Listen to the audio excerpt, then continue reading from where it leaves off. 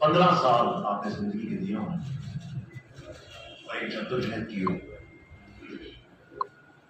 और दिल से की हो, और आपने अपनी फैमिली को प्रायोरिटी न दी। आपकी फैमिली है, जो इर्द गिर्द लोग और जो हमारी पार्टी के लोग हैं वो हमारी फैमिली है।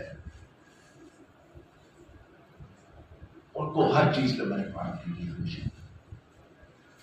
अपने लोगों को मैंने किया, बहुत चीजें नहीं हुई, मेरी बहुत मुखालफत होती है क्योंकि मेरे पास मिनिस्ट्री बहुत थी जो पाकिस्तान आर्मी के बाद पाकिस्तान की सबसे लार्जेस्ट मिनिस्ट्री है। मैं 6-7 लाख लोगों को खुश नहीं कर सकता था या उनकी फैमिली से। तो जो कर सकता था वो मैंने किया, जो बेहतरी लेकर आ सकते थे मुझे पता है हम सब ने मिलकर की।